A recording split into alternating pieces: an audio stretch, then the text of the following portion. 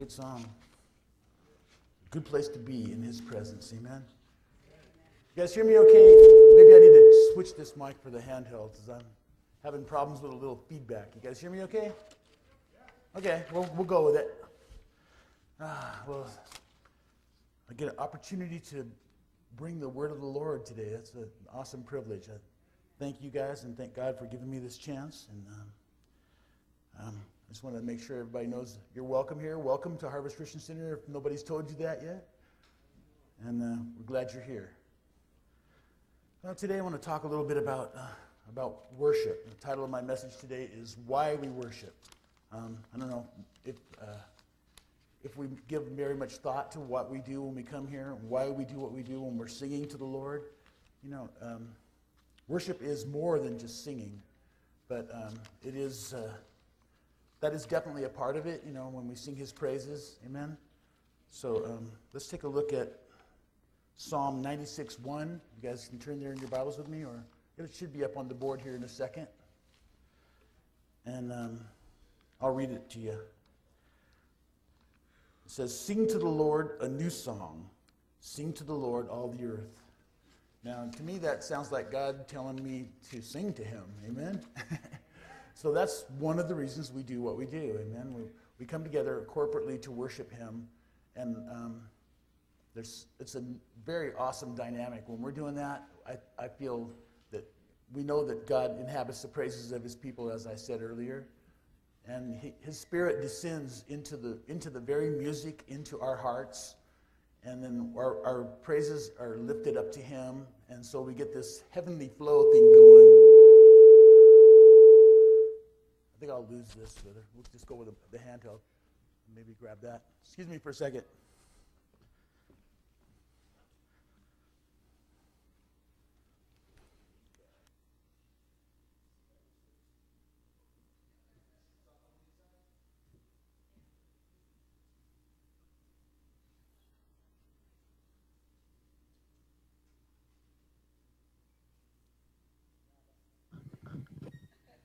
We'll get it there in a second.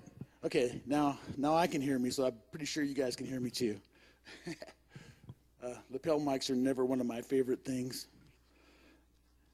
Okay. Anyway, as I was saying, that when we come together and sing our songs to him, that is one aspect of worship, but it's not by any means all that the word worship means. Maybe we should start with a definition of worship, a couple of them maybe. It's a hard word to define because it encompasses so much, but the actual word worship, the English word, comes from the Old English word worth, and another one called shipe, which means to give worth, to attribute value to something. And so when we worship God, we're actually saying that he is worthy, he is worth something, and he is the only really one that is worthy of our worship and praise. Amen. And so we need to keep that in mind. And I think we have a slide that has a couple of other definitions. We have the Hebrew word for worship that is shahah, and it means to bow down, to prostrate yourself in front of someone or something, to do homage to God, basically, is what that word means. And then the Greek word is proskuneo, and that means to kiss towards or kiss the hand of, something like blowing a kiss towards our God. Amen? It's kind of a neat thought, huh? And there are many other words in Hebrew and probably Greek as well that they use to describe worship, the different aspects of worship, because there's different types of acts of worship where there's a praise offering, a clap offering, a silence offering. So there's so much more. But I think part of my message, we need to touch on why we worship. And one of the main reasons is that we were created to worship. That is one of the main reasons God made us. And it's in his word. It's not exactly clear, but it's in there if you look for it. That's one of the things. When I was a little kid, I was about 4 or 5 years old, and I started one day just thinking, wow, why am I here? And then, why is there a here? What is this place we call Earth, And then, I kind of spaced out on that for a while because it's pretty mind-boggling, to think when you're 5 years old, why am I here, And then I thought about it for a minute, and then I went back to playing. But it's a question that bears an answer, I think. What is our purpose? Why did God create us? And we have a scripture we're going to go to now. Let's take a look at 1 Peter 2:9. I'll give you a chance to turn there real quick, and then I'll read it. It says, "But you are a chosen people, a royal priesthood, a holy nation, God's special possession." I think one version says we're a peculiar people. "That you may declare the praises or show forth the praises of him who called you out of darkness into his wonderful light." And so we see right here that he has made us to be a special possession of his, that we are to be his and dedicated to him, and that we should show forth his praises and sing his praises. Amen. So that is one of the reasons we do what we do. We are created to be first and foremost worshipers. Now, he has other purposes for each of us. We have our own ministries. We have things that he's called us to do, our good works that we do out of our relationship with God. But it's just the main reason that we were created is to worship him. Now let's look at another scripture, if you will.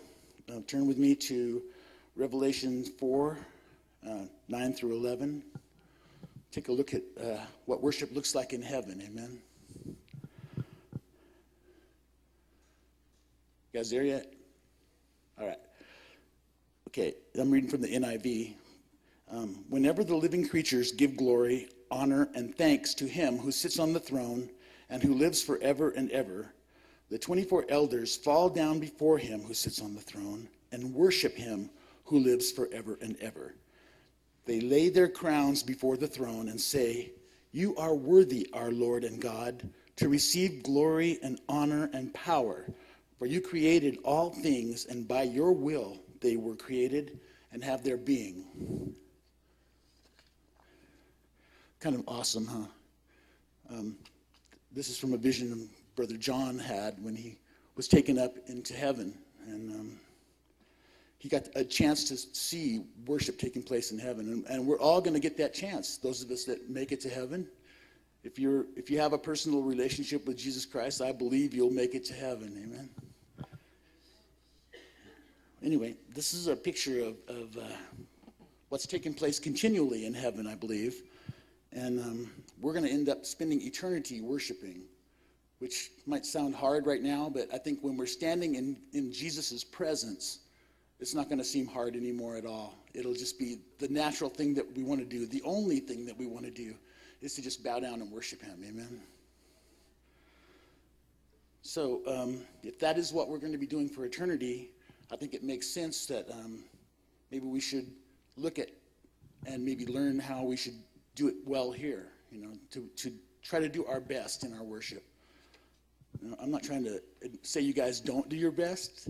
Worship, again, it starts in the heart, so I'm not trying to judge anyone's heart. I just like to see us all singing out when we're singing together. And as I said, that is just one act of worship. That's our corporate act of worship that we bring on Sunday mornings. But does that mean that's all we do? Is we practice for an hour or 45 minutes on Sunday? No, I think there's much more to it than that. So our worship is supposed to be something that brings glory to God and something that we do more than just practice on a Sunday morning. Interestingly, the Bible tells us that God desires that every aspect of our lives be done as an act of worship to him. And to give him glory is what it says. Let's look at another scripture, 1 Corinthians 10:31. And again, I'm reading out of the NIV. I'll give you a chance if you want to look it up. And it says, "So whether you eat or drink or whatever you do, do it all for the glory of God." And so that's another way of saying to do it as an act of worship, to bring glory to him. And, God is saying in this verse that even the simplest, most menial thing that we do, whether we think about it or not, or whether we're thinking about him or not, it should be something that would bring glory to him if he were here watching us, which he is. And so we want to be careful what we do and what we say and where we go. But I'm not saying that God doesn't love you when you make mistakes, because I wouldn't be alive if that were true. I think his love is the only thing that saved me this long in my life. But yeah, let's just move on to the next scripture here. Let's see, we're going to look at, let's look at John 4:23, which is the main text for my message today. It's actually, we'll see 4:21 through 24. I'm sorry.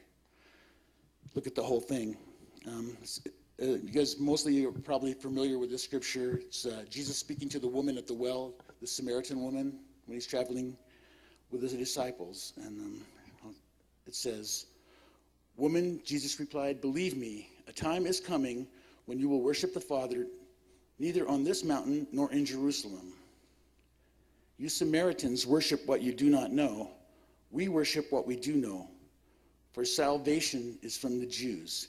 Yet a time is coming and has now come when the true worshipers will worship the Father in the Spirit and in truth, for they are the kind of worshipers that Father seeks. God is Spirit, and his worshipers must worship him in spirit and truth." That's kind of an awesome thought. God is seeking something. I mean, our God, who knows everything, has everything, the Bible says he has the cattle on 1,000 hills, which basically translates to everything is his. He created it. It's up to him what to do with it. So why would he have to seek something, There's one thing that he desires of us, and that is our love and worship, which are pretty much the same thing. It's just awesome to me that he has to seek anything. But the one thing that he does want us to find is our worship, our heart of worship. We know from the Bible that we're a little different than the rest of creation. It says that we are created in his image. Not so much physically, because God is spirit, but we are created in his image in that we have the ability to reason and think complex thoughts, and we have the ability to worship God, which none of his other creatures, I don't think, really have. Although sometimes I've seen some animals that were pretty smart and I thought maybe they had more going on than some people I know. But the truth of the matter is, I don't think they know who created them, and we do. Well, being that we know, as for a matter of fact, that we are created in his image, and we had a look a minute ago at worship in Revelations, how it's taking place in heaven. And I think what we're doing here is preparation for that time, that worship in heaven. Amen. And worship is to bring glory to God, and it's our task for eternity to worship God. And another way to express that, as I said a minute ago, is that we give glory to God. Another passage that speaks of God's looking for those or seeking those who worship him correctly is found in 2 Chronicles 16:9. You guys want to look there or just look up on the board? It says, "For the eyes of the Lord range throughout the earth to strengthen those whose heart are fully committed to him." See, he's looking for those that are real, that are seriously worshiping him in spirit and in truth. I just want to be that kind of worshiper, I want to be the thing that God is seeking after. I want to be his alone. And I just ask him to just take away distractions all the time, to keep me focused on what I'm supposed to focus on. And again, an act of worship is so much more than just singing. Taking care of your family is done as an act of worship to God. The jobs that we do, you do it as unto the Lord, the word says, and it becomes an act of worship. So the third reason I think that that we do what we do when we worship God is that he's called us to worship. He's pretty much commanded it. Let's look at Psalms 29:2. And this time I'll read out of the New King James. For some reason, the Psalms just sound better to me in the King James or New King James. I'm just used to hearing it that way. It says, "Give unto the Lord the glory due to his name. Worship the Lord in the beauty of holiness." So that to me sounds like God's telling me to worship. Amen.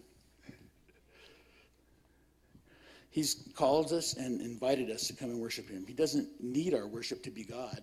He's going to be God. He was God before he created all of us. Before he ever created the earth, he was already God. And so it's not something that he needs to complete himself. It's something that he desires. And as I said earlier, the main reason we were created was to be his special possession that he loves and that worships and adores him because he is worthy.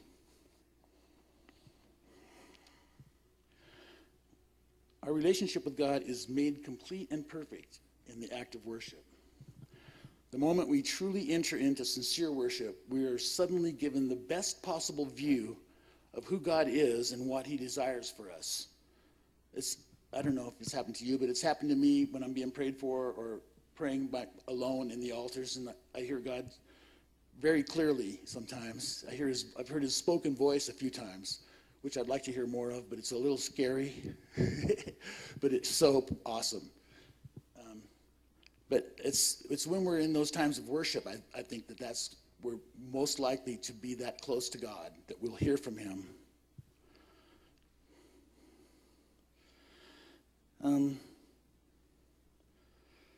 That is the one thing that changes us into the closest ideal of what we are meant to be, and it's found in those wonderful moments of true worship. All right, so we've looked at of why we're created, that we are created to worship, that our God is seeking worshipers, and that he's called, even commanded us to worship. When we've seen everything we should do, we've seen some of the things we should do, not everything by a long shot, excuse me, but that everything we do should be done as an act of worship to God. And so, why do we find it hard? Why is sometimes it difficult for us to worship God? I think it comes down to there's so many distractions in this world, Things get in the way, and we could sometimes lose our focus of what we're supposed to be doing. Even here, when we're here together, we'll be singing songs and the phone will ring or somebody will send us a text, We're not supposed to do that in church, by the way, but I know it does happen.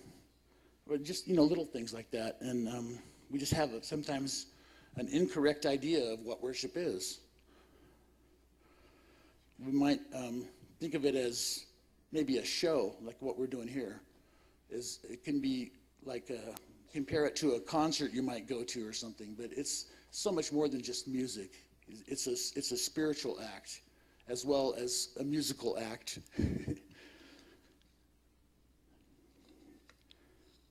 And sometimes we tend to compartmentalize worship. We'll say, okay, well, we'll do this for this amount of time here, and then the rest of our lives we can live however we want. But that's really not what the word says, is it?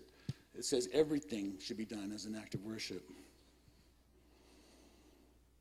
And like I said, right now it may seem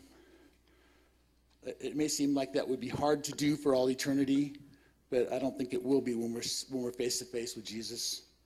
There's an author named A.W. Tozer. He was a pastor, and a quote from him is, "If worship bores you, you're not ready for heaven." So, as a worship leader, I very rarely get bored with worship. Whatever the song style may be, whatever type of music, there are a few that work better for me than others. It just seemed to touch my heart better. That's true, I think, for all of us. But we just need to remember all the time that it's not really for us. When we're worshiping, the songs that we're singing aren't about our personal preferences. it's all for him and him alone. It's I've had people tell me, well, the worship didn't really do anything for me today. Not here. No one's ever told me that here. But I've heard that said before. And, the maybe not too nice answer is that, well, sorry, it's not for you. But that's the truth of the matter. It's for him, right? We come together to sing these songs to him together as an act of worship.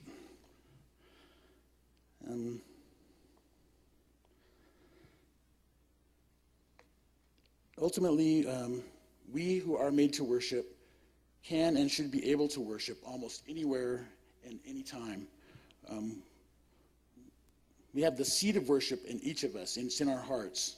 And we choose to let it take root and grow, or to keep it down, not let it take over your life. But it's something that I think, need to just let it grow. I think we can choose to worship whatever the situation is. One of my favorite examples of a worship service took place a couple thousand years ago in a prison. Let's take a look at it. It's in Acts 16:23 through 26. Guys, some of you are probably familiar with it, when Paul and Silas were, let's read it. After they had been severely flogged, they were thrown into prison, and the jailer was commanded to guard them carefully. Upon receiving such orders, he put them in the inner cell and fastened their feet in the stocks.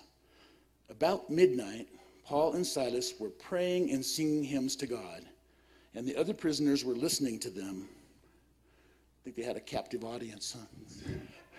Hadn't much choice but to listen. Suddenly, there was such a violent earthquake that the foundations of the prison were shaken. At once, all the prison doors flew open, and everybody's chains came loose.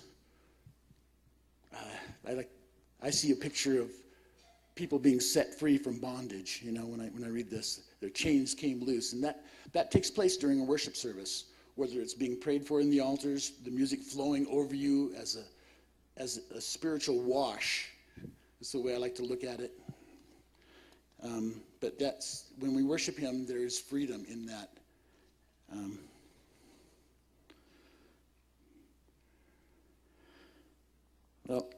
Moving right along. Worship, as we've seen, involves all that we are: our attitudes, emotions, actions, our mind, our will. It's to be our priority for life. Now, I'm not saying you just focus only on singing songs, because as I've said, it's more than that. But we need to keep a worshipful attitude. I knew this guy. There's another pastor, worship leader, brother named Kent Henry, and he told me, yeah, I pretty much have to live in that zone of worship, because if I step out of that for a little while, things start hitting me. I get attacks. The devil throws this at me, throws that at me, a distraction. So I pretty much have to stay focused on him at all times to keep my ministry together, to keep my life together. I think that it was well put. Amen.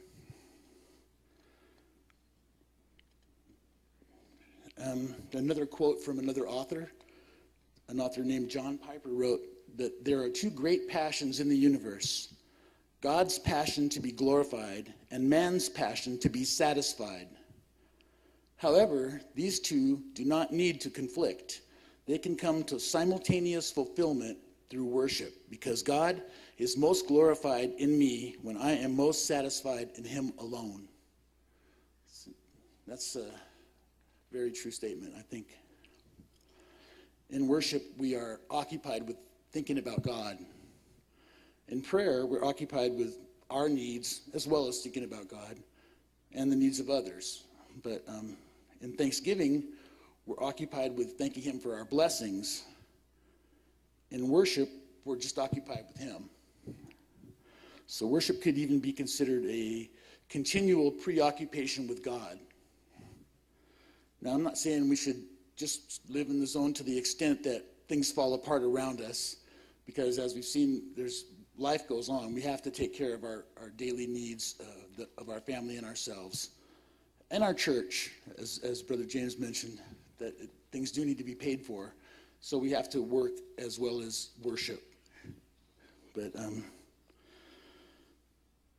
see, during the day we commune with God, and there is always the potential of our constant communion with Him into the preoccupation of worship.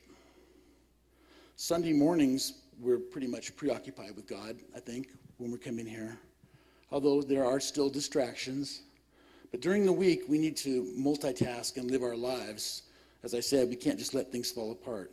But when we worship, it should be a time of monotasking. Just try to set everything aside, get some time alone, and just worship Him. I know it's done amazing things in my life, the time that I'm able to set aside and do that. And as we were talking about, that author, Mr. Piper, said that we can be satisfied in worshiping God. But it also is satisfying to Him when we worship Him. Amen? That the Father is satisfied. There's some scriptures that maybe you guys can look up later. I think we have a slide of those for when the Father is satisfied.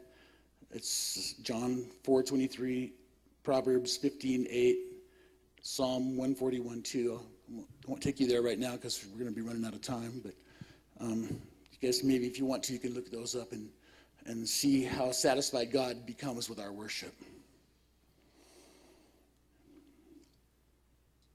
He's found what He seeks when we're worshiping Him, amen? Because as it said earlier, He seeks those that worship Him in spirit and in truth.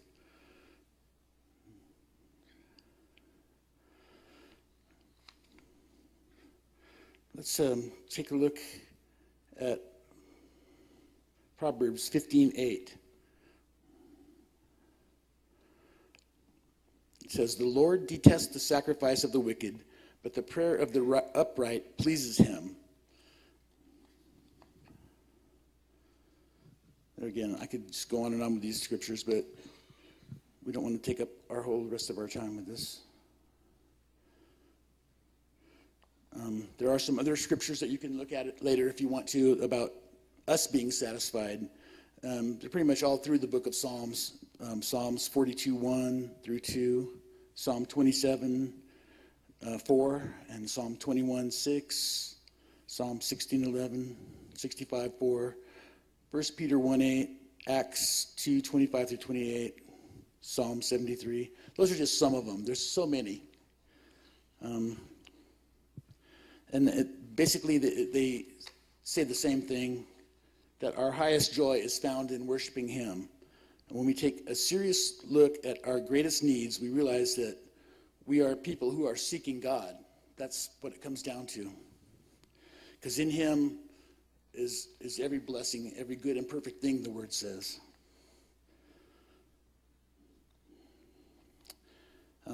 Just in one more quick scripture, I think in Psalms 42:1 through 2, where it says, "As the deer pants for streams of water, so my soul pants for you, O God. My soul thirsts for God, for the living God. Where can I go and meet with God?" I think this hunger can be satisfied just in our worship. Amen.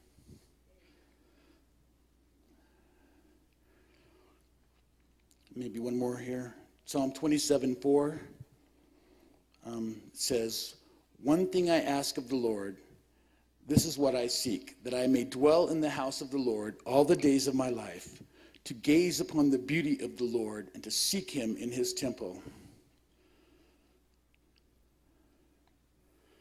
Being in the presence of God through worship is what satisfies our deepest desires. When we worship properly, we're transformed into the likeness of God. That's His goal in our lives, to transform us more into the image of His Son, Jesus. Amen? Well, just now that we see what our purpose is, and we see that God is seeking those of us that worship Him in spirit and truth, I just want to conclude with a couple thoughts. I have this really interesting coat rack at home. clothes rack, really. It's not just for coats. I throw every kind of clothing over the top of it. Does a fabulous job of holding my clothes up off the ground. Can hold a lot of clothes, really. I've put a whole laundry basket over the top of it, I think, a couple of times. But what's really neat is it also has another purpose. It can be used as a stationary bicycle. I uncovered it one day and took the clothes off, and there's pedals and a handlebar. I said, wow, okay. Let me ride this thing. I mean, somebody's a genius, come up with a coat rack that you can also ride as a bicycle, huh? When we look around the room, when we look in the mirror, we see many instrument that can do many things. There's so many different capabilities present in this room in each of us. But the main thing that we're created for isn't all of those things, is it? It's worship. And just like the bicycle, sometimes we lose what we're intended to be used for, and we get used for all different kinds of things. So if I was a bicycle, I'd need to throw those clothes off, amen, and just be the bicycle. Let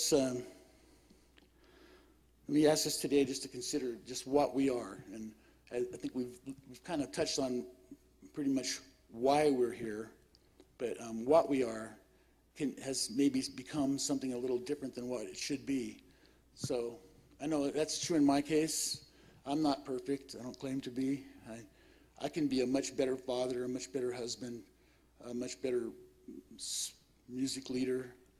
And so it's just a matter of spending time alone with him in worship and try to seek his will for my life instead of listening to the distractions that can come, and just pound on your head and say, you got to do this today.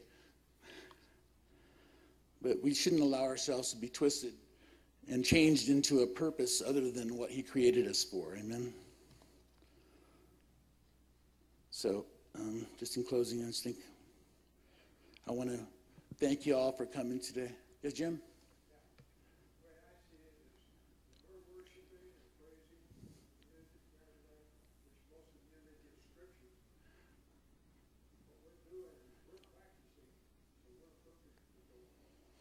Amen. And exactly. I think you're right. And this is a time of, one of my favorite scriptures from a pastor friend of mine was that we're here because we're in training for reigning.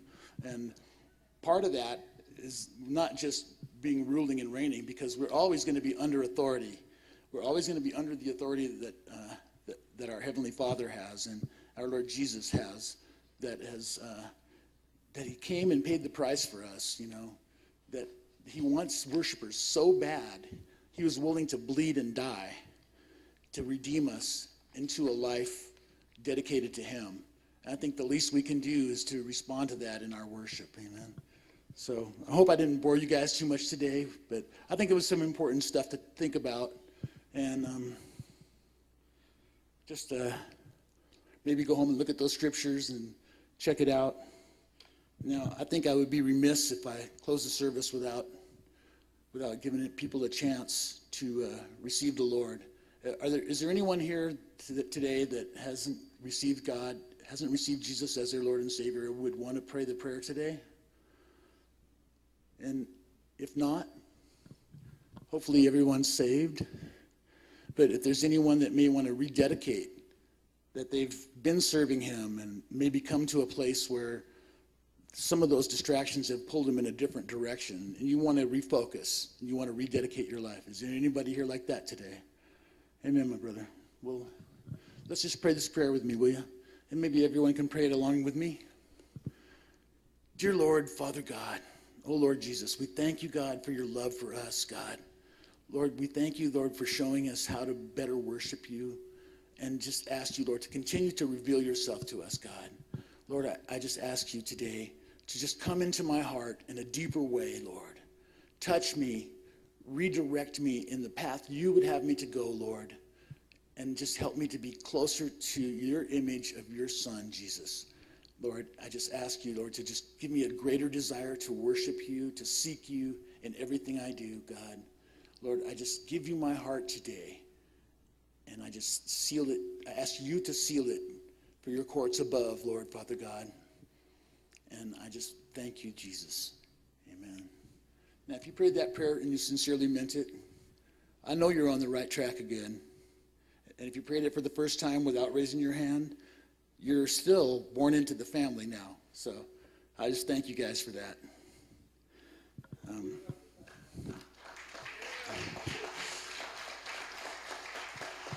Thank you so much.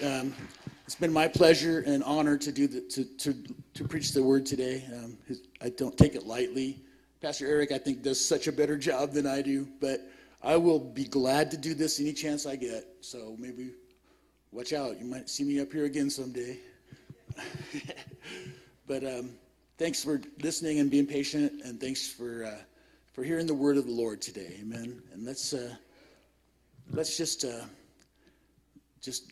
I'll just pray a blessing over you before we go out. Amen. I know we might be finishing a couple minutes early. I think might be a good thing, though, huh? That's okay. Sorry, what was that, Sister Joanne?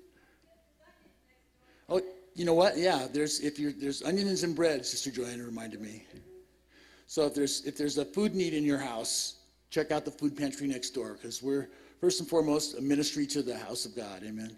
To the people of the Lord. And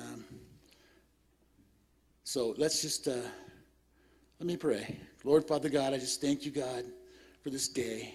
I thank you for these people, God. These people that have a heart for you, that would take their time out of their day to come and worship you today, God, and to just hear about you, God, and to hear from you, I hope, God, that you have touched our hearts today, Lord, especially mine. And I thank you, Lord, for this time spent in your presence. Amen.